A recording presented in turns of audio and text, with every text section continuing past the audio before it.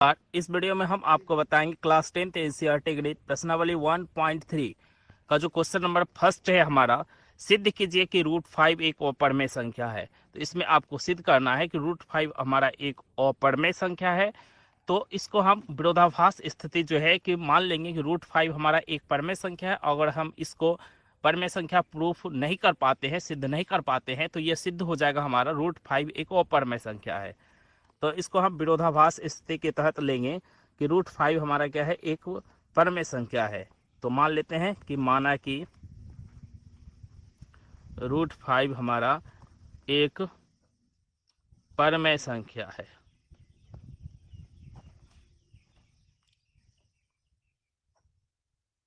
√5 हमारा क्या है, एक परमेय संख्या है। तो जैसे मान लिए तो हम लिखेंगे कि √5 एक परमेय संख्या है। तो ये किस रूप में है, p/q के रूप में है, जहाँ pq क्या है, सअभाज्य संख्या है। तो जहाँ pq क्या है, हमारा सअभाज्य संख्या, p और q हमारा क्या है, सअभाज्य संख्या, सअभाज्य संख्या है तथा q नॉट इक्वल टू 0 है।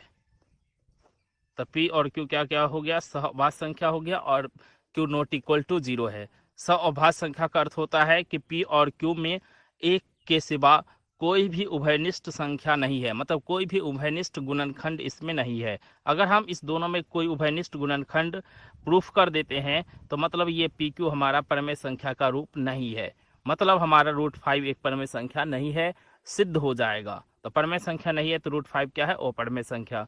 तो कब होगा, जब हमारा pq सअभाज्य संख्या नहीं हो। कब नहीं होगा, जब इसमें हमारा एक उभयनिष्ठ गुणनखंड आ जाए।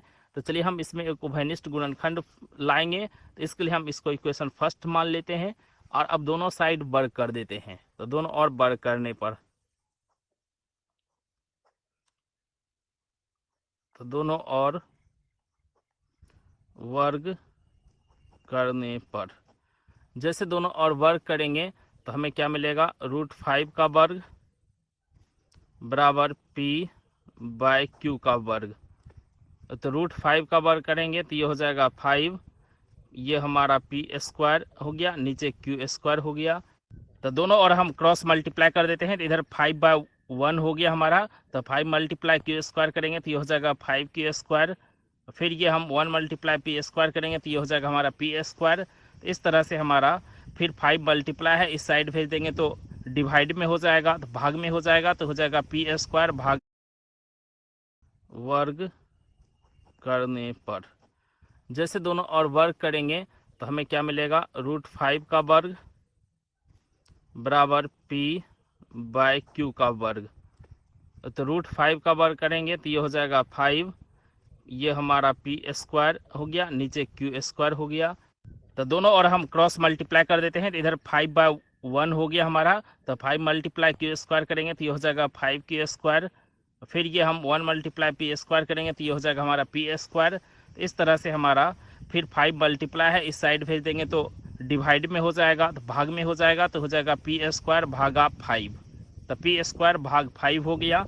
आप देख सकते हैं कि p² 5 से डिवाइड है कितने बार में, q² बार में। तो यही आपको लिख देना है कि p² 5 से विभाजित है।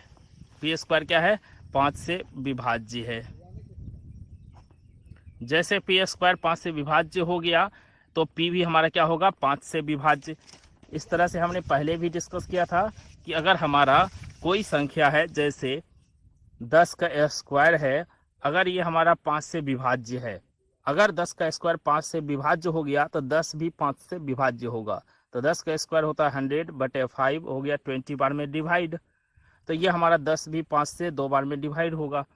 तो कोई भी संख्या का स्क्वायर अगर किसी संख्या से भाग लग रहा है तो वो संख्या भी उससे भाग लग जाएगा।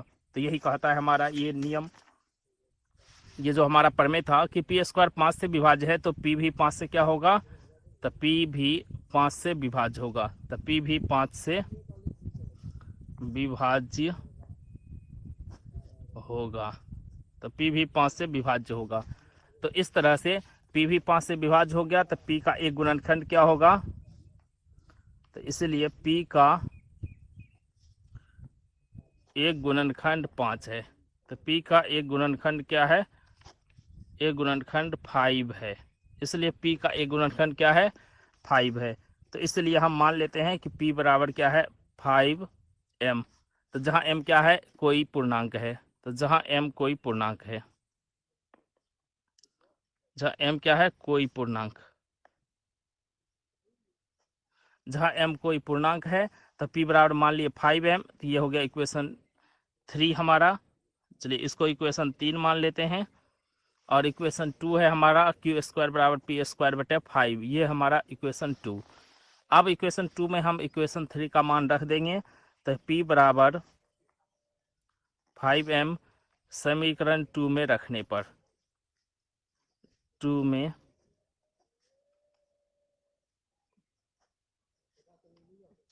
रखने पर जैसे हम समीकरण 2 में रखते हैं तो वहाँ हमारा है क्यू स्क्वायर बराबर क्या हो गया पी स्क्वायर। पी का मान कितना है 5m के स्क्वायर बटे 5। तो यहाँ पर हमारा क्या हो गया क्यू स्क्वायर 5 का स्क्वायर हो गया 25m स्क्वायर बटे 5। ये 5 से 25 को कट कर दिए 5 बार में। इस तरह से हमारा क्या आ जाएगा क्यू स्क्वायर बराबर 5m स्क्वायर। क्यू स्क्वायर बराबर क्या हो गया 5m स्क्वायर। अब हम इसको फिर हल करेंगे। चलिए तो इसको हल कर लेते हैं कि क्यू स्क्वायर बराबर क्या हो गया 5m स्क्वायर। तो अब हम इसको इस साइड लाते हैं, जो हमारा m के मल्टीप्लाई में है 5, तो 5 को इस साइड भेज देंगे तो क्या हो जाएगा क्यू स्क्वायर बटे 5 बराबर m स्क्वायर। इसको सीधा कर लेते हैं तो m स्क्वायर बराबर आ गया क्यू स्क्वायर बटे 5। तो फिर देख सकते हैं वही बात आ गया हमारा जो पहला स्थिति था कि यहाँ क्यू स्क्वायर 5 से डिवाइड है कितना बार में m स्क्वायर बार में। तो इसी बात को लिखना है कि क्यू स्क्वायर 5 से विभाज्य है। क्यू स्क्वायर क्या है 5 से विभाज्य है। क्यू स्क्वायर 5 से विभाज्य है तो क्यू भी 5 से विभाज्य होगा, क्यू भी 5 से विभाज्य होगा। तो क्यू भी 5 से विभाज्य होगा। तो क्यू भी 5 से विभाज्य हो गया तो क्यू का एक गुणनखंड क्या है 5 है। क्यू का एक गुणनखंड 5 है। तो क्यू का एक गुणनखंड 5 है। तो स्थिति 1 और 2 से, स्थिति 1 और 2 से, पहला और दूसरा स्थिति से P और Q में, P और Q में उभयनिष्ठ गुणन क्या है 5 है। P और Q में उभयनिष्ठ गुणनखंड क्या है 5 है।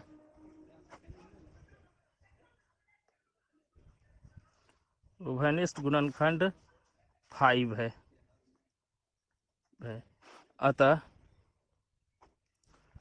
अतः जो रूट 5 है हमारा एक परमेय संख्या नहीं है, परमेय संख्या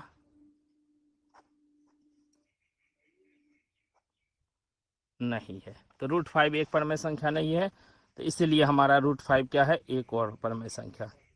रूट 5 एक अपरमेय संख्या है।